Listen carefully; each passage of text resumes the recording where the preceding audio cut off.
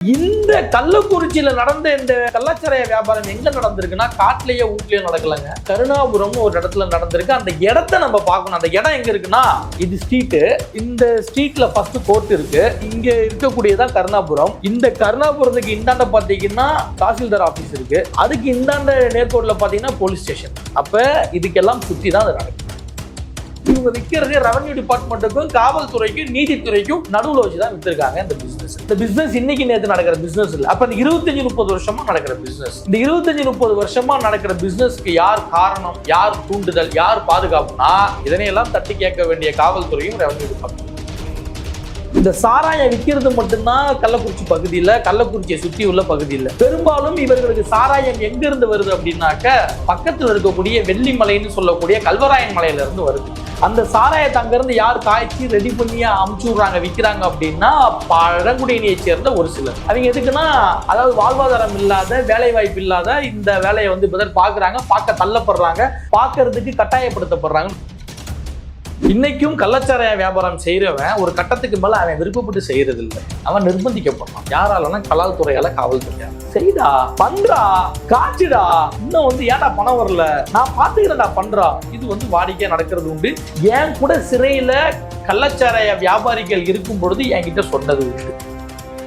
இந்த சாராய ப்ராசஸ்ல ஒண்ணு இருக்கு. கடுக்கா கொட்டை, பேட்டரி, மரப்பட்டத்தூள், இந்த மாதிரிலாம் சில விஷயம்லாம் போட்டு காய்ச்சி அதுல இருந்து கிடைக்கக்கூடிய மெத்தனால எத்தனாலா கன்வெர்ட் பண்ணி தான் குடிக்கணும். அதுதான் சாராயம். மெத்தனாலுங்கிறது குடிக்க கூடாது, எத்தனாலுங்கிறது குடிக்கக்கூடியது. டாஸ்மாக்ல கிடைக்கிறது எத்தனால். ஆமா, அந்த மெத்தனால எத்தனால கன்வெர்ட் பண்ணி தான் குடிக்கணும். இப்ப அங்க இருந்து வர சாராயம் ரேட் அதிகமா இருக்குன்னு சொல்லி கண்ணுக்குட்டி கோவிந்தராஜர் இருக்காங்களா, இவங்க டீம் என்ன பண்ணிருக்காங்கன்னா வெளி மாநிலங்கள்ல இருந்து மெத்தனால வாங்கிட்டு இவங்களா ப்ரிப்பேர் பண்ணி கொடுத்துதான் இந்த கண்ணுக்குட்டி இந்த சாராயத்தை வித்து ஒன்றும் பங்களா கட்டல, அதெல்லாம் ஒண்ணுமே இல்லை. இந்த கண்ணுக்குட்டி இன்னைக்கும் வாங்குறவங்க எந்த நிலையில இருக்காங்களோ அந்த நிலையில தான் இந்த கண்ணுக்குட்டி இருக்காரு. அப்ப இந்த பணம்லாம் எங்க போகுது? இந்த பணம்லாம் எங்க போகுதுன்னா போலீஸ் அண்ட் ரெவன்யூ இவங்கள வச்சு டிபார்ட்மெண்ட்ல நல்லா வாழ்ந்துருக்கானுங்க. ட்ரைப்ஸ் பார்வையாளர்களுக்கு வணக்கம். கள்ளக்குறிச்சி கள்ளச்சாராய மரணங்களினுடைய எண்ணிக்கை 54க்கும் மேல உயர்ந்துட்டு வருது நாளுக்கு நாள். இந்த விவகாரத்தில் ஈடுபட்ட குற்றவாளிகளை கருணை காட்டாமல் நடவடிக்கை எடுக்க வேண்டும் அப்படின்னு முதல்வர் ஸ்டாலின் ஒரு புறம் உத்தரவிட்டிருக்கிறார். இன்னொரு புறம் எதிர்க்கட்சி தலைவர் எடப்பாடி பழனிசாமி திமுக அரசு இந்த விவகாரத்தை கையாள்வதில் ஒரு மெத்தன போக்குடன் செயல்படுகிறது அப்படின்ற ஒரு குற்றச்சாட்டை முன்வைத்திருக்கின்றார். இந்த சூழலில் இந்த சம்பவம் குறித்து நம்மிடையே விவாதிப்பதற்காக சமூக செயல்பாட்டாளர் திரு சத்யபிரபு செல்வராஜ் அவர்கள் இணைந்துள்ளார். பாருங்கள், அவரோடு உரையாடலாம். தோழர் வணக்கம். வணக்கம். இந்த கள்ளக்குறிச்சி கள்ளச்சாராய மரணங்கள் 54க்கும் அதிகமாக உயர்ந்துகிட்டே இருக்குது. இன்னும் பல நூற்றுக்கணக்கானவர்கள் மருத்துவமனையில கவலைக்கிடமா இருக்கிறாங்க. இந்த மரணங்களுக்கு யார் பொறுப்பு, யார் குற்றவாளி? கவர்மெண்ட் சிஸ்டம், அந்த கள்ளக்குறிச்சியினுடைய மாவட்ட நிர்வாகம். இன்னும் நம்ம ரொம்ப ஷார்ப்பா சொல்லணும்னா, ஒரு பக்கம் போலீஸ், இன்னொரு பக்கம் பார்த்தீங்கன்னா ரெவன்யூ டிபார்ட்மெண்ட். இந்த கள்ளச்சாராய விற்பனைக்கு அடிப்படை காரணமே இவங்க தான். எப்படி அப்படின்னா, கள்ளச்சாராய விஷயங்கிறது ஒன்றும் நீங்க காது வச்ச மாதிரி செய்யக்கூடிய பிஸ்னஸ் கிடையாது. அது ஒரு விதமான வணிகம். என்னன்னா சட்டத்துக்கு புறம்பான வணிகம். அந்த ஸ்டேஷன் லிமிட்ல உள்ள அந்த வியாபாரம் நடக்கக்கூடிய ஸ்டேஷன் லிமிட்டுக்கு தெரியாம நடக்க வாய்ப்பு இல்லை.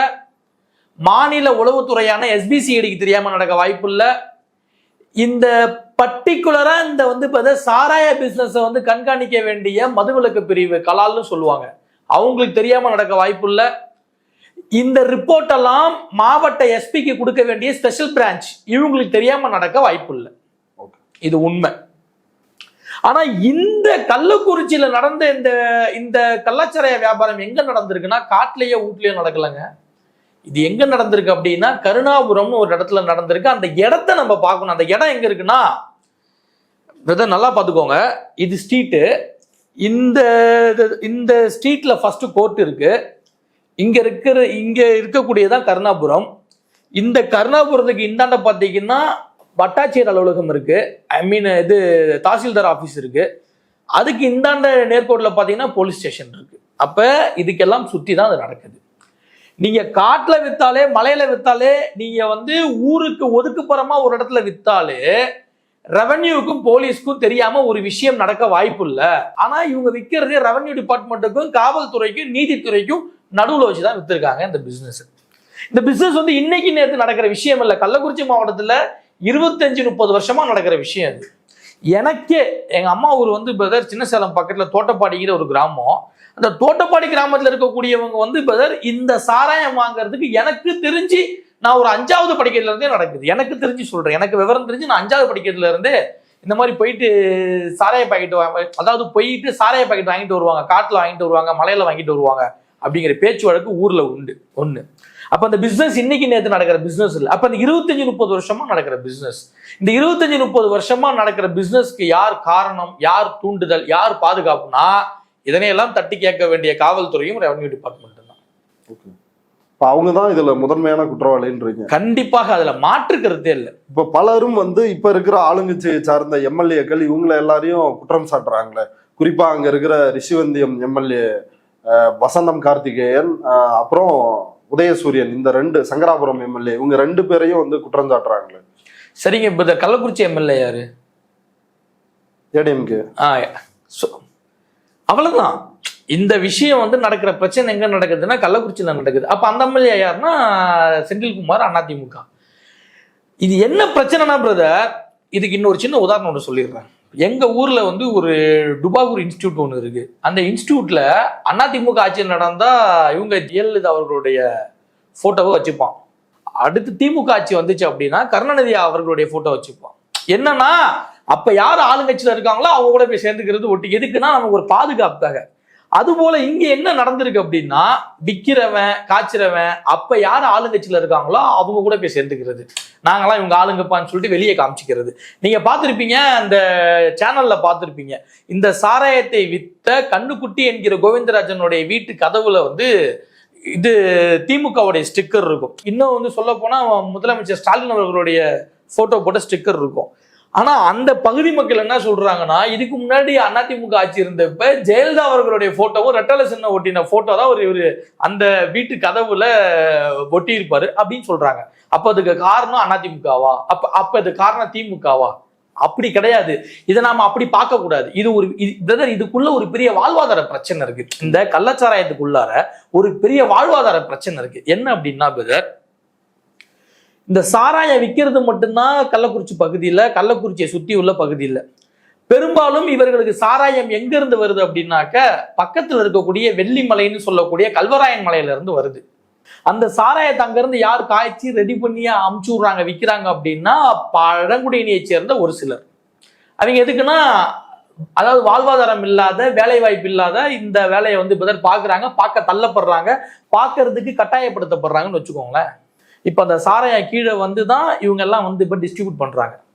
இப்போ அந்த சாராயம் ப்ராசஸில் ஒன்று இருக்குது. என்னன்னா, இந்த கடுக்கா கொட்டை, பேட்ரி, இது மரப்பட்டத்தூள், இந்த மாதிரிலாம் வந்து சில விஷயம்லாம் போட்டு காய்ச்சி அதுலேருந்து கிடைக்கக்கூடிய மெத்தனாலை வந்து எத்தனாலாக கன்வெர்ட் பண்ணி தான் வந்து குடிக்கணும். அதுதான் சாராயம். மெத்தனாலுங்கிறது குடிக்கக்கூடாது, எத்தனாலுங்கிறது வந்து குடிக்கக்கூடியது.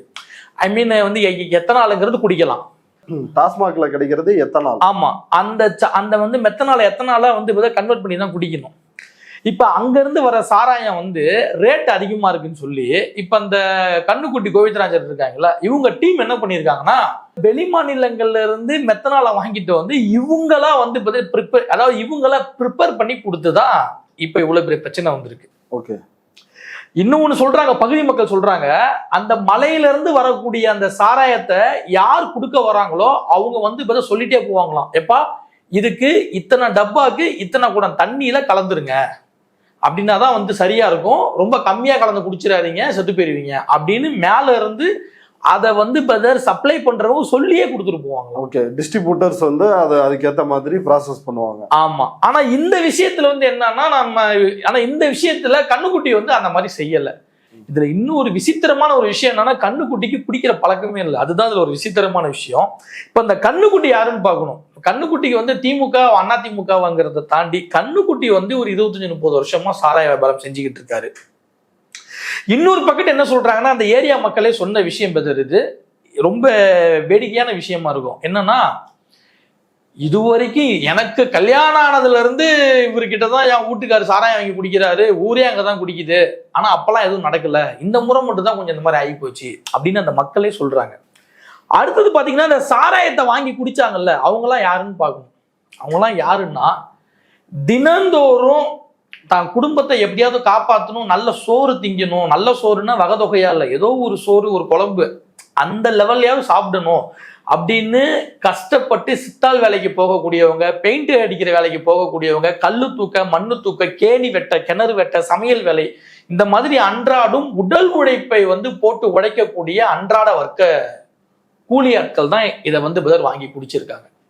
அவங்க ஏன் இதை வாங்கி குடிச்சாங்க அப்படின்னா, பிரதர் எனக்கே தெரியும், நீங்க நிறைய பேர் காட்டு வேலைக்கு போறவங்க, வீட்டு இந்த மாதிரி கஷ்டப்படுறவங்கலாம் நைட்ல நிம்மதியா தூங்குறதுக்கு கொஞ்சம் சாப்பிட்ற பழக்கம் இன்னைக்கு உண்டு. அதை நான் சப்போர்ட் பண்ண வரல, அதை நான் அதாவது அந்த இன்னைக்குள்ள யதார்த்தத்தை நான் சொல்ல வரேன்.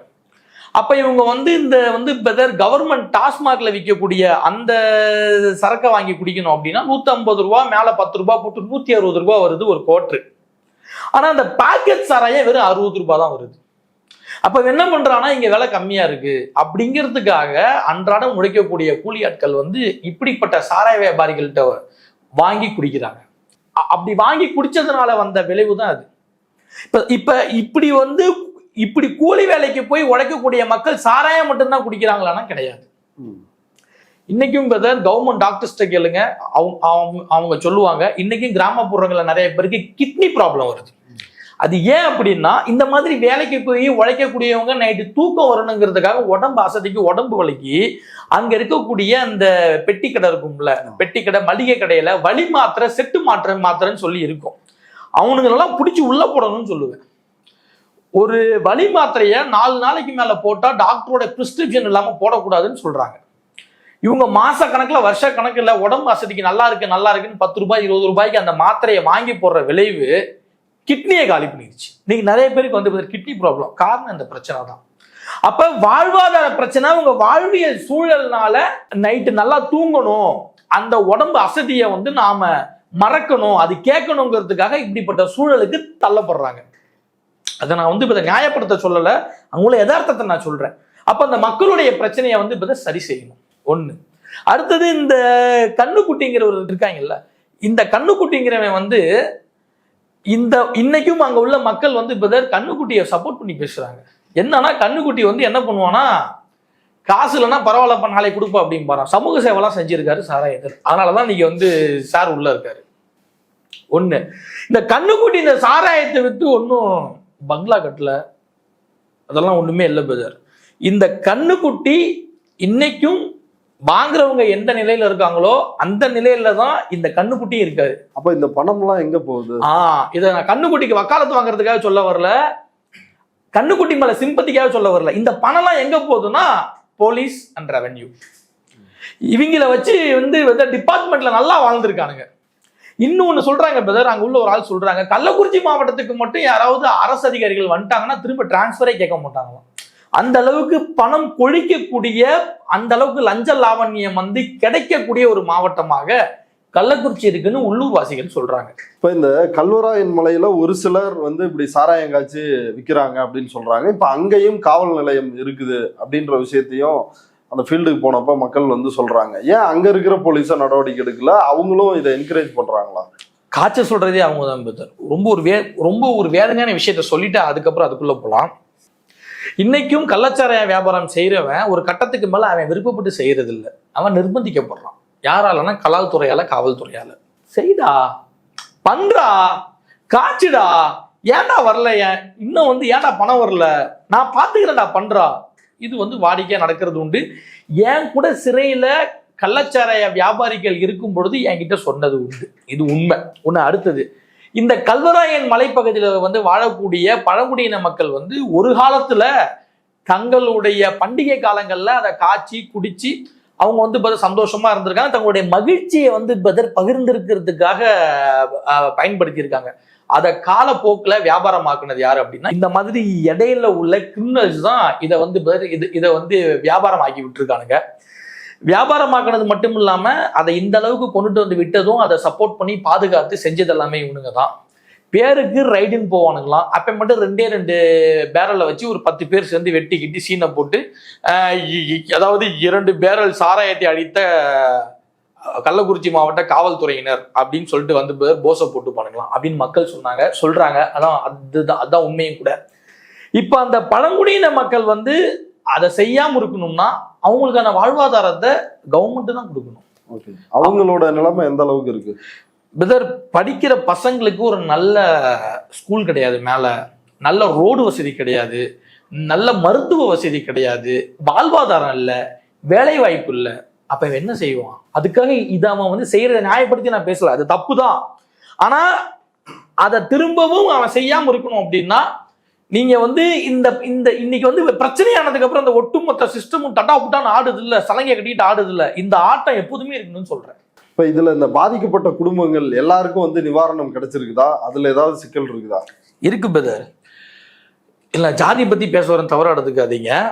இருந்தாலும் அவங்கள யதார்த்தத்தை நான் சொல்லணும். இதுல பாதிக்கப்பட்ட தலித் மக்கள், தலித் குடும்பங்கள்லாம் விவரமா இதை நாம வந்து எஃப்ஐஆர் ஆகணும், போஸ்ட்மார்ட்டம் பண்ணணும், அந்த மாதிரி வந்து ரூல்ஸ் அண்ட் ரெகுலேஷன்லாம் ஃபாலோ பண்ணி நம்ம செய்யணுங்கிறதுல தெளிவா இருந்திருக்காங்க. அந்த ஏரியா மக்களுமே அவங்க வசிக்கக்கூடிய பகுதி மக்களுமே அவங்களுக்கு சப்போர்ட்டா இருந்திருக்காங்க. ஆனா இந்த தங்களை ஆண்ட பரம்பரைகளாக சொல்லிக்கக்கூடிய இடைநிலை சாதியை சேர்ந்தவங்க இருக்காங்கல்ல, பாவம் பெற்றுறவங்க எவன் பேச்சை கேட்டுக்கிட்டு அந்த கள்ளக்குறிச்சி பக்கத்துல மாதவச்சேரின்னு ஒரு கிராமம், அதுல பாத்தீங்க அப்படின்னா இளையராஜா, ஜெயமுருகன் சொல்லிட்டு 2 பேரையும் போஸ்ட்மார்ட்டமே பண்ணல. இந்த மக்கள் போஸ்ட்மார்ட்டம் பண்ணல, அதன் சார்ந்து எந்த ரிப்போர்ட்டும் கவர்மெண்ட்டுக்கு கொடுக்கல, இதன் சார்ந்து வழக்கும் கொடுக்கல, எஃப்ஐஆரும் போடல, என்ன நடந்துச்சுன்னு கவர்மெண்ட்டுக்கு தெரியல. அவங்க வந்து இறந்ததும் இவங்களே வந்து பாடியை கொண்டுட்டு போயிட்டு அடக்கம் செஞ்சிடறாங்க. இவங்க புதைச்சிருந்தா கூட பரவாயில்ல, பாடியை எரிச்சிட்டாங்க. ஆனா இவங்க எல்லாம் சேர்ந்துதான் சாராயம் குடிச்சிருக்காங்க. இவங்க அதே ஊர்ல இறந்து போன பசங்க இவங்க எல்லாம் சேர்ந்துதான் குடிச்சிருக்காங்க. எல்லாரும் சாகும் பொழுதுதான் இவங்களும் செத்துருக்காங்க. ஆனா இவங்க அதை சரியா பண்ணாததுனால அவங்களுக்கு நிதி உதவி கிடைக்கல. ஆனா இதை வந்து ஸ்டாலின் அவர்கள் தலையிட்டு அந்த ஒரு அம்மா வந்து பார்த்தப்ப ரொம்ப அழுதாங்க. 3 பிள்ளைங்க அவன் அம்மாவுக்கு, 2 பொம்பளை பிள்ளைங்க, ஒரு பையன். எங்களை புதைக்கிற செலவு கூட ஊர் மக்களுக்கு வேணாம், எங்களை விட்டீங்கன்னா நாங்களே போயிட்டு சுடுகாட்டில் படுத்துக்கிறோம் குழியில. ரேஷன் அரிசி சோறு 20 கிலோ அரிசியும் குப்பை மீனிக்கிறதுனா எங்க சோறு, இதை வச்சு இனிமே நான் என் பிள்ளைங்களை எப்படி காப்பாற்றுவோன்னு அந்த அம்மா அடுக்குறாங்க. தயவு செஞ்சு கையெடுத்து கும்பிட்டு கேட்குறேன், அந்த குடும்பத்துக்கு ஏதாவது செய்ய முடிஞ்சா தயவு செஞ்சு அவசியம் செய்யுங்க அப்படின்னு நான் சொல்லுவேன் பிரதர். ஓகே, இவ்வளவு நேரம் ட்ரைப்ஸ் பார்வையாளர்களுக்காக உங்களுடைய நேரத்தை ஒதுக்கி கருத்துக்களை பகிர்ந்துட்டதுக்கு மிக்க நன்றி. Thank you brother.